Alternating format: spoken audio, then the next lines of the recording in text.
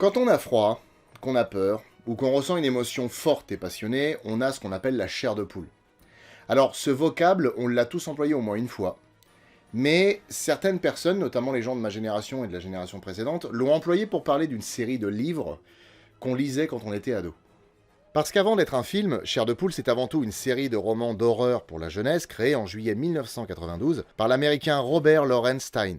Clairement inspiré des comics Les Contes de la Crypte et de la série La Quatrième Dimension, ces nouvelles frissons abordaient régulièrement le surnaturel, le paranormal ou l'occulte, et mettaient en scène des adolescents vivant des aventures à la fois drôles et flippantes, ce qui a immédiatement séduit le jeune public. Et à l'époque, c'était quand même un peu difficile de passer à côté. Déjà parce que les couvertures étaient vraiment caractéristiques. Il y avait ce cadre multicolore, le titre en vert qui dégoulinait, et puis l'image qui représentait l'histoire. Ça fait remonter de sacrés souvenirs, hein. Pendant plusieurs années, c'était la série la plus vendue de l'histoire de l'édition jeunesse. Et puis Stein s'est arrêté en 97, après avoir écrit 62 tomes, non pas parce qu'il en avait marre d'écrire, mais à la suite d'un conflit contractuel et d'un repositionnement éditorial. Scholastic, l'éditeur, et Parachute Press, la société de Stein, se sont accusés mutuellement de viol de contrat. Du coup, ils n'ont pas renouvelé leur accord, et leurs procès se sont enchaînés, conduisant à l'arrêt brutal de la collection originale. Mais il a depuis repris la licence, notamment à travers des spin-offs, qui mènent le nombre total de livres à 200 aujourd'hui. Et en plus de ça, il est l'auteur des romans Fear Street, une série de 53 tomes dont 3 ont été adaptés en film par la Fox et diffusés sur Netflix. Moi je pense qu'ils auraient dû régler leur conflit avec une bagarre de chars.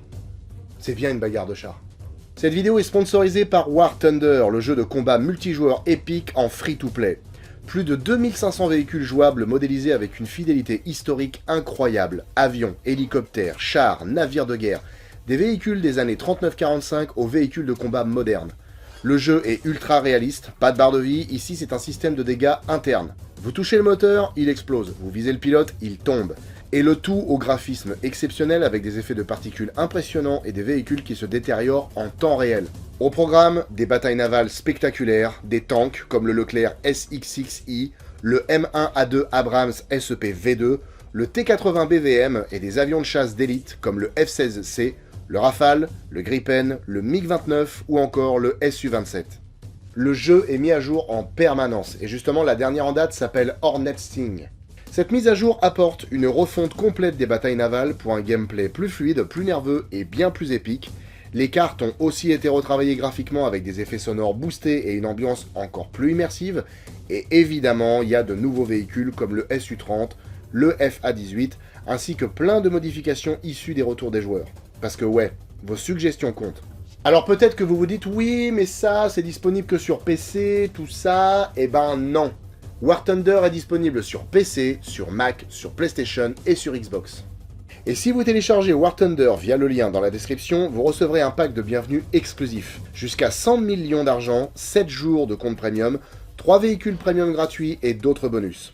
Attention, cette offre est réservée aux nouveaux joueurs et à ceux qui n'ont pas joué depuis au moins 6 mois. Vous pouvez aussi essayer War Thunder Mobile, le jeu d'action gratuit aussi superbe avec des véhicules militaires, mais dans votre poche cette fois. Le lien est aussi en description. Toujours multijoueur, toujours gratuit, le lien est en description.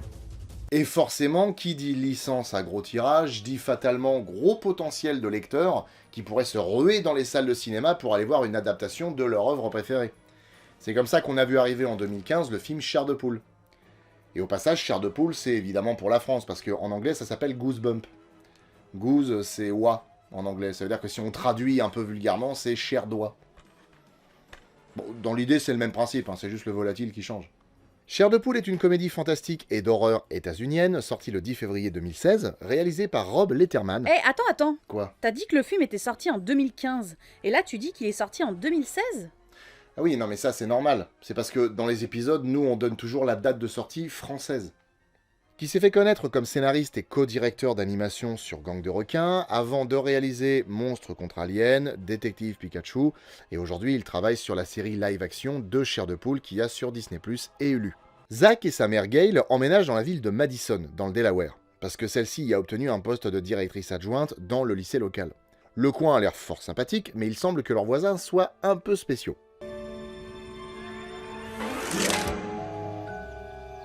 C'est sûrement des vieux. Qu'est-ce que c'est que ça encore là? Oh là là, on a des nouveaux voisins. Ils viennent d'emménager dans la maison de l'autre con là, tu sais, qui nous a fait chier avec ça, elle. Regarde-moi ce bordel. Le camion, il est blindé, ras la gueule, il tire le canapé, il y a tout qui tombe. Ben non de Dieu. On sait plus faire des déménageurs.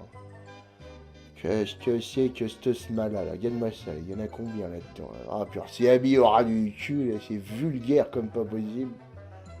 Qu'est-ce que c'est que tout ça? Ça va nous foutre un bordel le samedi encore ça. Oh putain, ils m'ont vu. Ah, oh! Oh! Oh, Germaine! Oh, je viens de me coincer le dos! Ils reçoivent la visite de Lorraine, la sœur de Gail, qui est par extension une tata exubérante, C'est pas croyable, il est plus beau chaque fois qu'on se voit. Vraiment canon. Merci, tante Lorraine. On a eu chaud, hein. T'étais si moche quand t'étais bébé. et qui fait ses cadeaux elle-même. Oh, non mais franchement, ça c'est du style.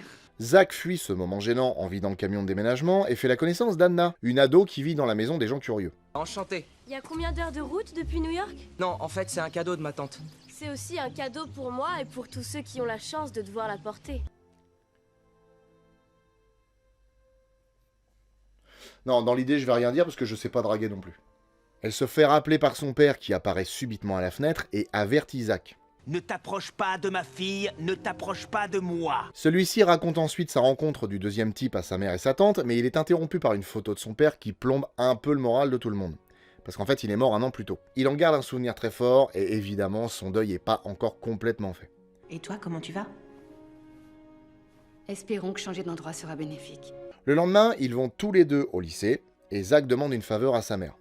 Laisse-moi 60 secondes d'avance, qu'au moins j'ai une petite chance. Je suis le nouveau. M'afficher avec le proviseur adjoint, c'est pas malin. Donc il sort en premier et se fait un pote à la réunion de présentation de la nouvelle directrice adjointe. Madame Cooper, et j'espère que vous lui témoignerez le même respect qu'à moi. T'as vu, j'ai pari. Oui, c'est bien. Enfin, t'as le sourire quand même. Alors c'est toi le nouveau. Salut Taylor.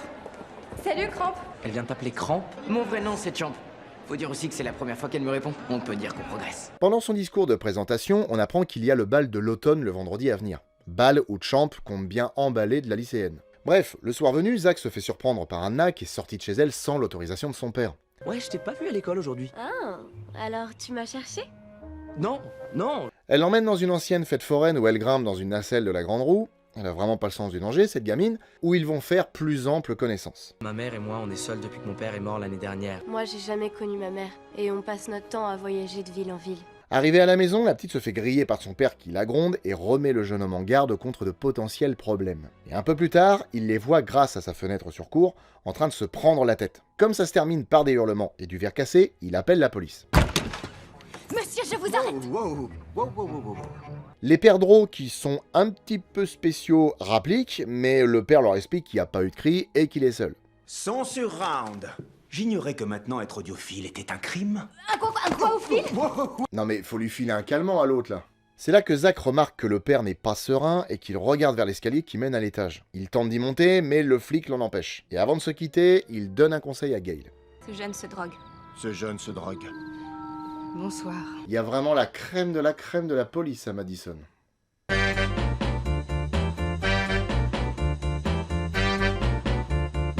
Ah bah c'est du propre. Bah j'étais obligé.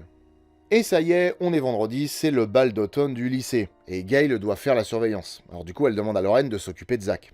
Tu sais ce qui l'aiderait? Une soirée en tête-à-tête avec sa tante à faire du cloutage. Pendant qu'elle tient une conversation formidable sur la place des brochettes japonaises dans les rendez-vous amoureux, Zach voit de nouveau les ombres d'Anna et de son père.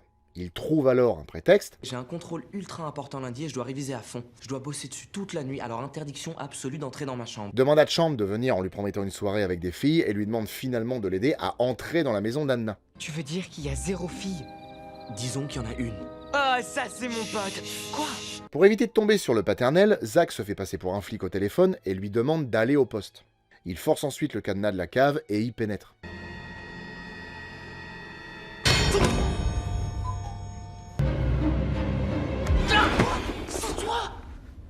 Bon, finalement, ils y pénètrent tous les deux. Ils slaloment entre les pièges à ours. Des pièges à ours? Vraiment bizarre comme donjon. Hein. Bref, ils fouillent la maison et découvrent toute la collection manuscrite de chair de poule dans un bureau. R.L. Stein. Je me demande ce qu'il est devenu. Ces livres sont verrouillés, c'est vrai. Qui verrouillerait un bouquin? Peut-être qu'il y a une clé quelque part. Au moment où Zack ouvre le livre, Anna déboule et pensant que ce sont des voleurs, manque de les assommer. Comme l'atmosphère est moins chargée en testostérone, Champ fait son numéro. On comptait aller au bal du bahut ce soir et ce serait cool que tu viennes et que t'invites une copine. Son apparence physique n'a pour moi aucune importance. Quand on est à ce stade, c'est un peu triste quand même. J'ai l'impression que c'est un film avec une majorité de gens qui ne savent pas draguer. Se confondant en excuses, Zack ramasse le livre qu'il a ouvert, et là, comme par magie, l'encre se décolle du livre et se transmute en un immense abominable homme des neiges. Que personne ne fasse de bruit. Le colosse fait tomber tous les bouquins de l'étagère, défonce le mur du bureau et disparaît dans la rue. La gamine attrape le livre d'où il est sorti et lui court après, suivi des 2 loustiques qui ne comprennent rien à ce qui se passe. Hop hop hop hop hop hop. Attends, c'est quoi là? Pourquoi il y a un livre qui s'ouvre? Attends, littéralement 2 minutes et 20 secondes plus tôt, on nous dit qu'il faut les ouvrir avec une clé. Et là, il y en a un qui s'ouvre tout seul. Ouais. On verra ça plus tard. Zack et Champ suivent Anna jusqu'à la patinoire où le gros poilu semble s'être planqué. 1 minute. Il est fait de neige. Il faut donc un lance-flamme. Alors, autant l'un que l'autre, c'est pas si con, hein. Moi, perso, j'aurais dit une carotte et puis des bouts de charbon pour faire la bouche. Mais bon, après, on fait pas un concours. Hein. Plus un chapeau, une écharpe et des petits cailloux pour la bouche. Je sais pas, nous, on n'avait pas assez d'argent pour le chapeau et l'écharpe. Ah ouais? Alors, on n'avait pas de neige non plus. On était trop pauvres. Mince, je suis désolée. Je pensais pas que ça ferait remonter de si mauvais souvenirs. Non, mais c'est pas grave. C'est pas grave. Tu veux me faire plaisir? Bien sûr. Tu peux me faire des crêpes? J'adore les crêpes. La bestiole surgit du cube d'affichage de la patinoire et se tape les bonbons d'un distributeur. Anna ouvre le livre dont il est sorti parce que... Pour les arrêter, il faut absolument les réexpédier dans leur livre. Mais en entendant le clic du bouquin, la bestiole le chasse d'un revers de la main et les attaque. Ils essaient de s'échapper avec un... Oui, alors non, ça marchera jamais. Mais heureusement pour eux, papa est là.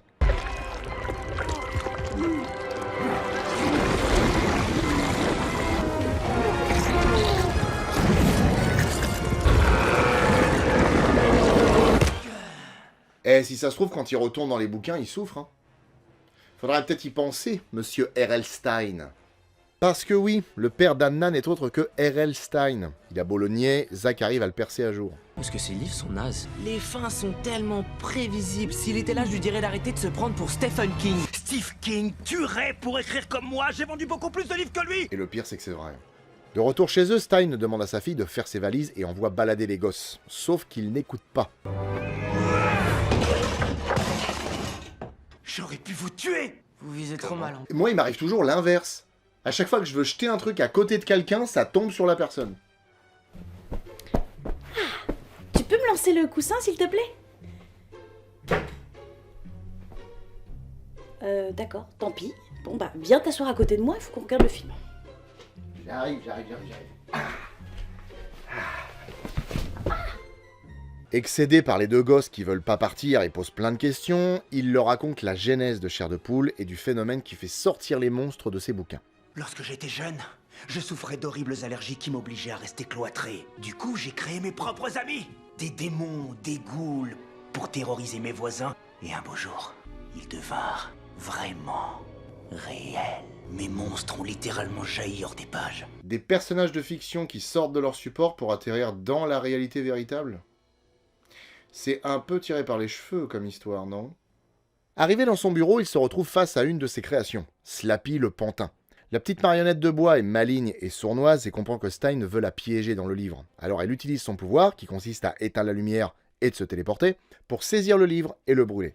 Il disparaît de nouveau, en emportant tous les bouquins du bureau, et libère les monstres en jetant les livres dans la ville. Stein et les gosses se lancent immédiatement à sa poursuite, mais Slappy leur a laissé un cadeau.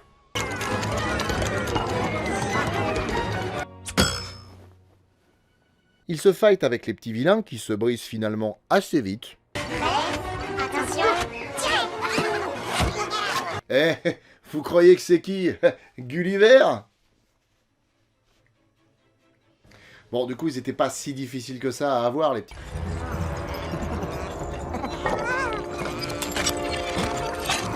Ah, oui, donc là, ça va être un petit peu plus difficile que prévu. Ils échappent au nain en passant par la cave et partent à la recherche de Slappy, qui s'en donne un cœur joie avec les livres. Il détruit les antennes relais, donc plus de téléphone, et s'il brûle les bouquins, c'est parce que... Pour qu'on ne puisse plus remettre les monstres à l'intérieur. La ville est mise à sac par les monstres, et même la police ne peut plus rien faire. En même temps, ils sont pas futés. C'est alors que Zack a une idée. Stein doit écrire une histoire dans laquelle tous les monstres auront un rôle, ce qui offrira un support pour les y enfermer tous. Mais pour que la magie opère, Stein doit utiliser sa machine à écrire. Je l'ai mise à l'abri. Et ouais, elle est au lycée. Sur le chemin, ils sont attaqués coup sur coup par un garçon invisible et une menthe religieuse géante. 2 salles, 2 ambiances. Le premier jarte assez vite, mais la seconde leur donne chasse avec vigueur, ce qui les oblige à se planquer dans un centre commercial. Ils n'ont pas d'autre choix que de continuer à pied, mais par chance, Anna connaît bien le chemin. Ce qui surprend pas mal son père. Mais pas le temps de se prendre la tête, parce qu'il y a un loup-garou au rayon frais.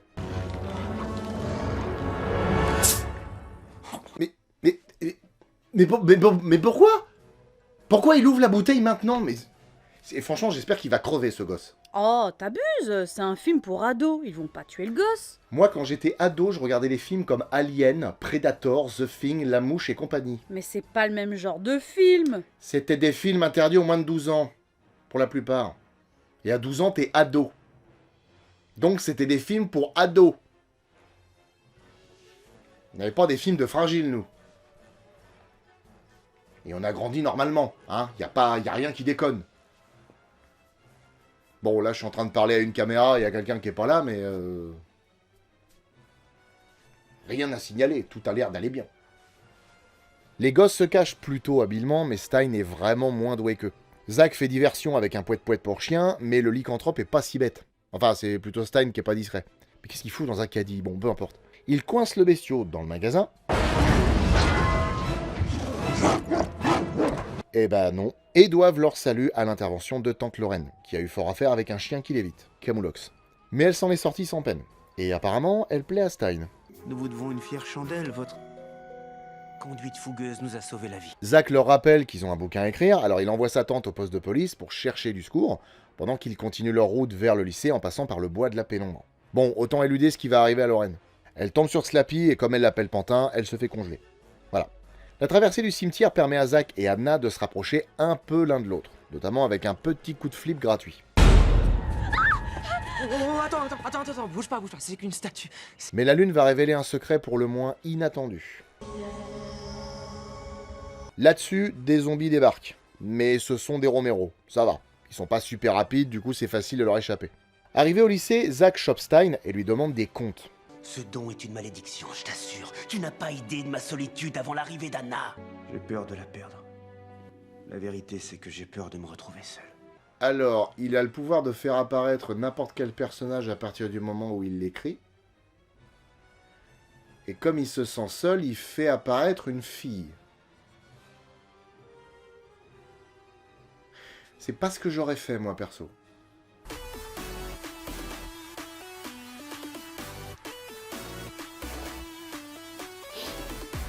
Ah, je confirme, hein, c'est vraiment pas ce que j'aurais fait. Hein.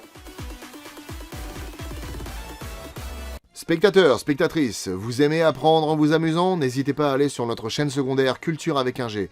Et si vous avez envie de discuter avec nous et avec la communauté, on a un Discord tout nouveau tout beau qui a ouvert. Tous les liens sont en description, il y a juste à cliquer.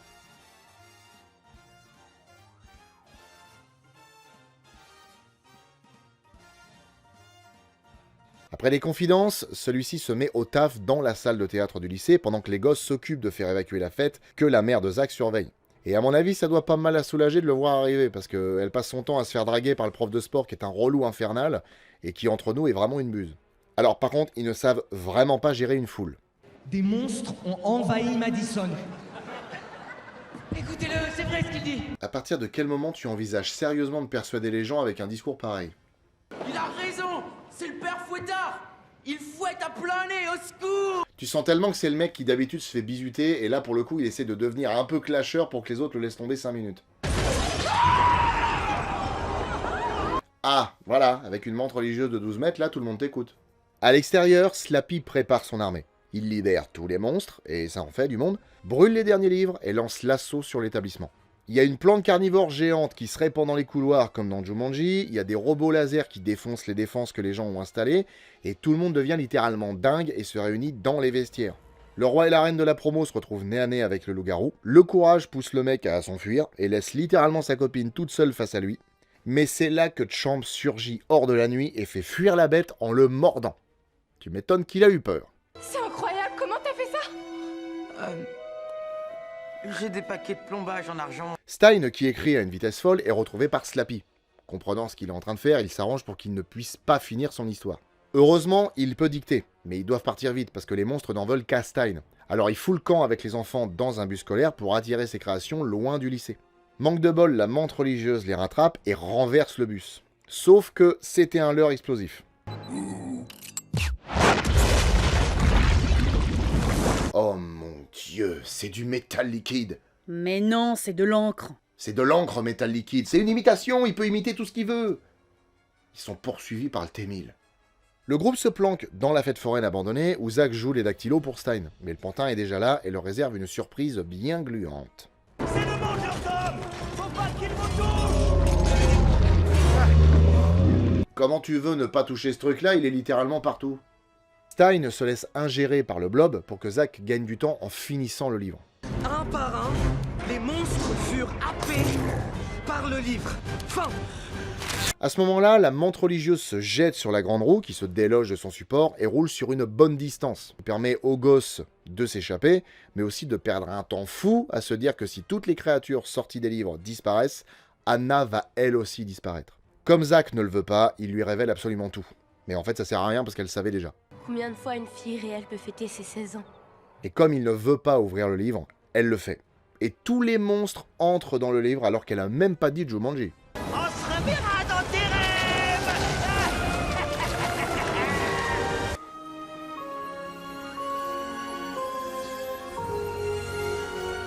Ce moment de tristesse laisse place au bonheur de retrouver une vie normale, où Zack assume de sortir de la voiture en même temps que sa mère devant tout le monde, et où Stein, qui s'est trouvé une compagne en la personne de Tante Lorraine, devient prof de lettres. Bonjour Monsieur Stein. Bonjour Monsieur Black.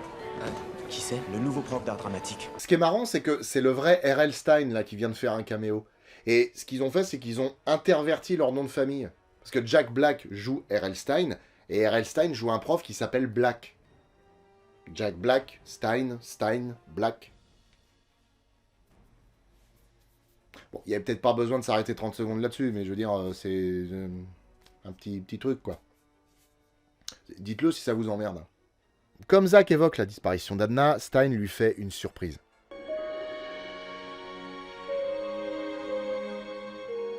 Et pour qu'elle reste avec eux à jamais, il brûle le livre qu'il a écrit, et s'aperçoit en passant devant sa machine qu'elle tape toute seule.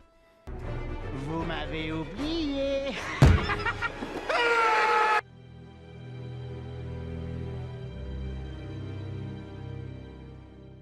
C'est la première fois dans Monstres de film qu'on fait un film qui est orienté pour le jeune public. Et vous avez vu, hein, j'ai pas dit de gros mots, enfin, je crois pas. Bon, cela dit, eux pourraient m'en apprendre énormément. Drôle de génération. Enfin, le fait est que quand on attaque la partie making-of d'un film, en règle générale, on apprend nous-mêmes beaucoup de choses. Et j'avoue que sur Chair de Poule, j'ai vraiment été surpris. Par exemple, est-ce que vous saviez que George Romero avait pondu dans les années 90 une adaptation du premier roman Chair de Poule, qu'il avait envie de faire pour le cinéma? Même chose, dans les années 2000, Tim Burton a lui aussi voulu faire un film Chair de Poule. Le seul problème, c'est qu'il savait pas quel bouquin adapter. Parce qu'en fait, les bouquins Chair de Poule, ils sont bien, mais ils sont pas épais. Du coup, c'est un petit peu léger pour remplir un film. Donc au final, il a laissé tomber. Et c'est seulement en 2008 que Columbia Pictures a récupéré les droits pour faire un film. C'est dingue, hein? Sans rire, vous imaginez George Romero faire un film Chair de Poule? À mon avis, la scène du cimetière, elle se serait pas passée pareil. Sauf que Rob Letterman et les producteurs ont préféré écrire une histoire originale dont R.L. Stein serait le personnage principal. Et comme ils ont voulu rendre hommage à son œuvre, ils ont écrit un scénario méta dans lequel on retrouve à peu près tous ces monstres cultes. Mais il fallait quand même un chef de file. Et le choix s'est porté sur Slappy le Pantin, parce que c'est le personnage préféré de Stein, mais aussi le plus présent dans son œuvre, puisqu'il est apparu dans 10 tomes. Rien à voir, mais c'est marrant comme sonorité Stein. Stein. Je me demande si sa rencontre avec sa première maison d'édition s'est passée comme ça. Monsieur Stein?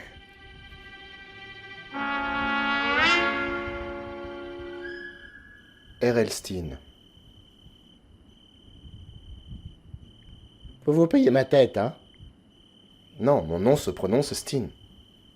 Est-ce que vous dites aussi Robert Lawrence? Non, Robert Lawrence. Vous pourriez dire Robert Lawrence Steen. Je regrette, c'est Robert Lawrence Steen. Je vois. Je suppose que vous êtes envoyé par Scholastic? Non, ça se prononce Schoolastic. On m'a dit que c'était Scholastic. Tout le monde peut se tromper, n'est-ce pas? Ceux qui auront la ref, je vous fais plein de bisous. Le film est sympa, c'est une bonne introduction au fantastique pour les adolescents, parce qu'il alterne entre les rires et les frissons. La mise en place de l'intrigue est un peu creuse, mais une fois que les personnages commencent à sortir dans leur bouquin, le film enchaîne les actions à un bon rythme, on s'ennuie pas. Même si par moments on dirait plus un enchaînement de sketchs ou de scénettes qui n'ont rien à voir les unes avec les autres, comme le coup des sodas dans le magasin. Les personnages sont sympathiques, mais très inégaux. On a quelques clichés du genre. Le héros beau gosse, courageux et vaillant, le sidekick rigolo au physique ingrat, les policiers teubés avec la gâchette qui démange. Il y en a d'autres qui sont plutôt pas mal, comme l'héroïne qui n'est pas qu'une demoiselle en détresse. Je rappelle qu'elle va chercher l'abominable homme des neiges toute seule. Il y a Stein, qui est un mec flippant qu'on pense dangereux, mais en fait c'est un marginal qui ne veut pas qu'on fasse sortir ses créatures de ses livres. Et puis il y a les personnages qui servent à rien, genre Gale, le quarterback de l'équipe, la reine du bal et puis le prof de sport. Alors cela dit, s'il n'y avait pas eu autant de scènes coupées, peut-être qu'on aurait eu l'occasion de mieux apprécier ou de plus détester certains personnages.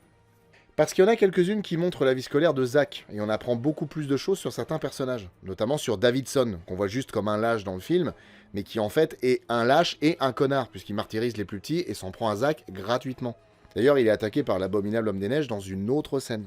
Il y a aussi quelques scènes avec le prof de sport, qui est vraiment un loser et un mec qui ne sert, mais alors à rien dans le film.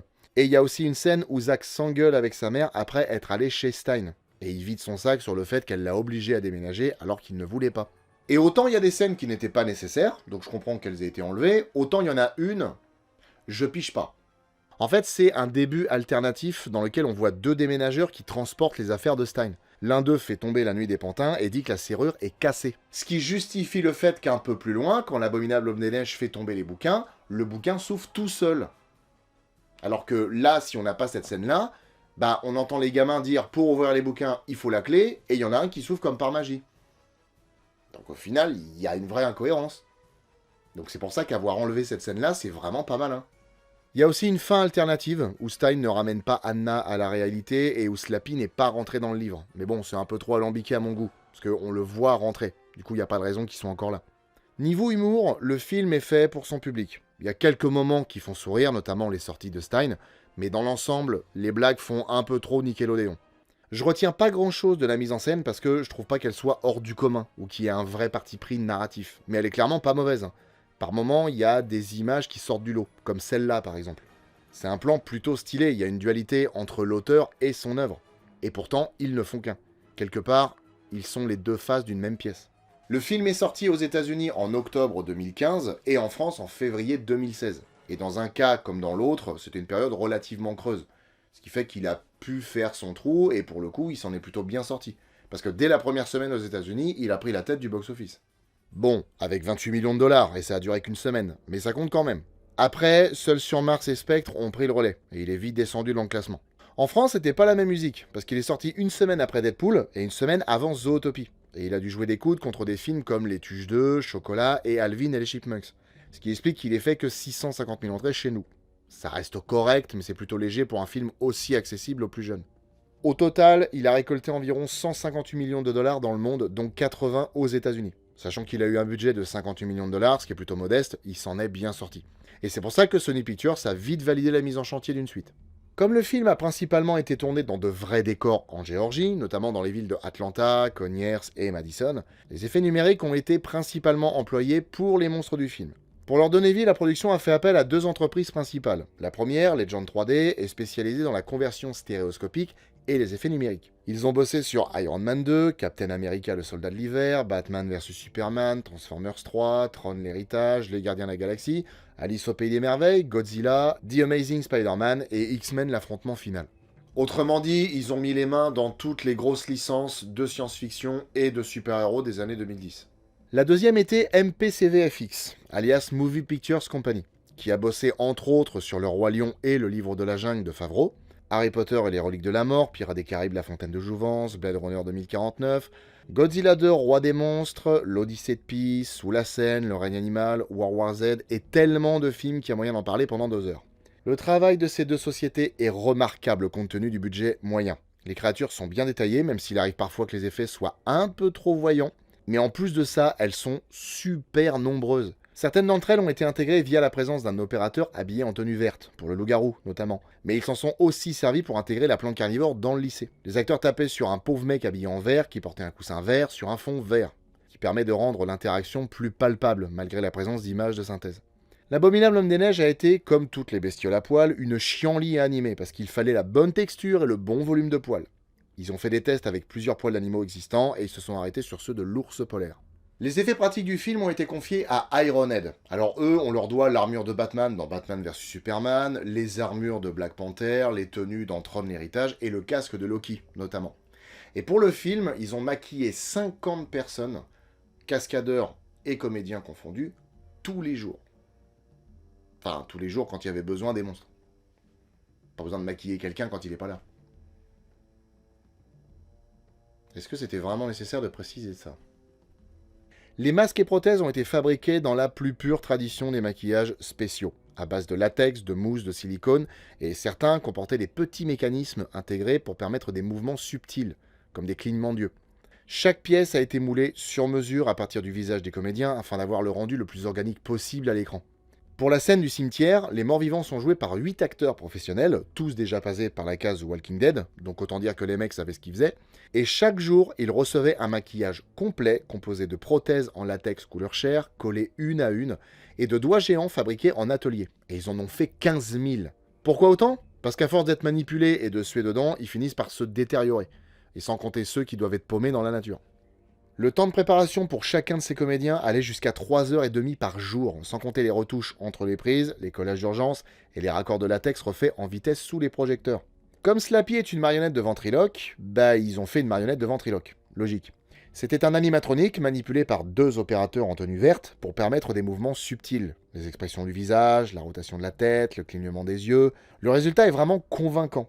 Je le trouve étrangement expressif et honnêtement, j'ai du mal à voir la différence entre les passages en numérique et les passages en effet pratique. 90 heures de boulot pour une perruque, bordel. Et le pire, c'est qu'ils ont même pas pris la peine d'écrire une scène spéciale avec ce personnage-là, histoire qu'on puisse admirer le travail de Ironhead. La vie est vraiment injuste. La plupart des autres effets pratiques sont assez peu visibles dans le film, et c'est bien dommage, parce qu'ils sont quand même très classe. La femme serpent, par exemple. Elle a nécessité 3 heures de transformation quotidienne. Ses yeux ont été conçus à partir de verres solaires polarisés, intégrés aux prothèses, et sa perruque a demandé 90 heures de travail à 3 personnes. Le monstre des marais était joué par un acteur de plus de 2 mètres et qui chaussait du 50, histoire qu'il soit vraiment impressionnant. Son costume a été conçu avec des tissus de tenue de camouflage, et la tête était une prothèse en mousse montée sur un mécanisme pendulaire qui lui permettait de bouger en se dandinant. L'épouvantail a été joué par un acteur monté sur échasse, avec une tenue en lambeaux et un masque figé. Et pour les créatures dinosauriennes et autres savants fous, même traitement, des tenues intégrales et des masques articulés. À la musique, on retrouve quelqu'un dont on a déjà parlé, un de mes compositeurs préférés, Danny Elfman.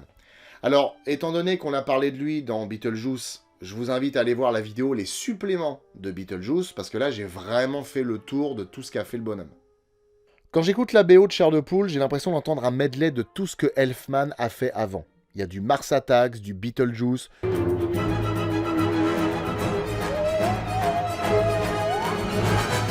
du Charlie et la chocolaterie, du Batman et un peu de l'étrange Noël de Monsieur Jack.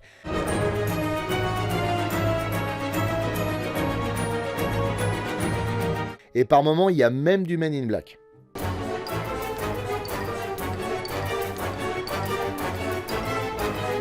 À mon sens, la musique est parfaite pour le film. Rythmée, efficace, porteuse d'ambiance et d'atmosphère. Le seul problème, c'est que je lui trouve rien de plus. Après, il y a quelques morceaux que je retiens, comme par exemple celui où Anna se révèle être un personnage de Stein.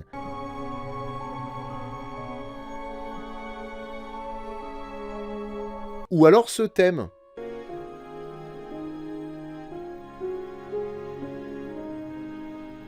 Que j'aurais tendance à associer à l'adolescence, aux premiers amours.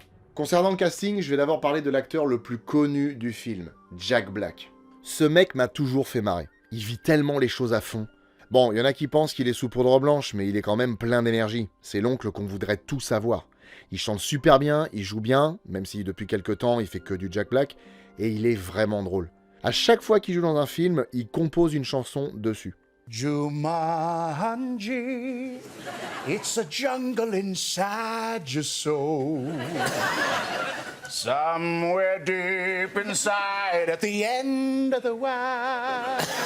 Il s'est d'abord fait remarquer grâce à des comédies comme L'amour extra large, High Fidelity ou encore Rock Academy, mais ensuite il est brièvement passé dans Souviens-toi l'été dernier 2 et Le Chacal avec Bruce Willis, mais il est aussi connu pour avoir joué dans Supernacho, Tonnerre sous les tropiques ou encore Jumanji Bienvenue dans la jungle et Next Level. Tout récemment, il était la voix de Bowser dans Super Mario et de Po dans la saga Kung Fu Panda. Il a joué dans le très récent Minecraft et on le reverra dans King Kong de Peter Jackson. Et en plus de son activité d'acteur, il est le leader du groupe comic rock Tenacious D, qui a aussi fait l'objet d'un film. Dylan Minette fait lui aussi partie d'un groupe, Wallows, dont il est le chanteur principal et musicien. Il est devenu très populaire auprès des jeunes grâce à son rôle principal dans la série Netflix 13 Reasons Why. Avant ça, il avait accumulé les apparitions dans des séries comme Lost, Prison Break et Grey's Anatomy. Au cinéma, il s'est illustré dans Laisse-moi entrer et le thriller Don't Breathe, La Maison des Ténèbres, ainsi que The Disaster Artist, et il a joué dans le dernier Scream sorti il y a 3 ans. Odeya Rush a fait ses débuts remarqués dans La drôle de vie de Timothy Green, produit par Disney, puis on l'a retrouvé dans The Giver, aux côtés de Jeff Bridges et Meryl Streep. Et avant de faire du cinéma, elle a été mannequin pour des grandes marques. Ryan Lee est surtout connu pour son rôle dans Super 8, il a également joué dans le film This is 40 de Judd Apatow, et dans plusieurs séries télé comme Trophy Wife ou encore Brockmire. Amy Ryan était Bodie Russell dans la série culte The Wire et Holly Flax, la compagne de Michael Scott dans The Office. Au cinéma, elle a été nommée aux Oscars pour son rôle dans Gone Baby Gone de Ben Affleck, et elle est apparue dans Birdman d'Alejandro González Iñárritu, Le Pont des Espions et La Guerre des Mondes de Steven Spielberg. Elle a déjà côtoyé un monstre dans Monster Car et 2 monstres sacrés dans Évasion. En conclusion, Chair de Poule est un film vraiment sympa, agréable à regarder, qui est plutôt bien mené et qui fera plaisir à toute la famille. Non. En conclusion, Chair de Poule est un film très sympa, qui est bien mené et qui est efficace et qu'on peut voir en famille. Alors les adultes vont peut-être le trouver un petit peu niais par moment, mais au moins ça fera un film que vous pourrez voir avec vos enfants. Le mois prochain, pour le dernier épisode de Monstres de Film avant qu'on attaque les monstres de l'été, on va voir un film que pour le coup, je déconseille de voir en famille. Déjà parce que si on a peur de l'eau, c'est pas vraiment recommandé, et puis il y a des mâchoires qui claquent fort dedans. À la rigueur, c'est un film à voir entre père et fille.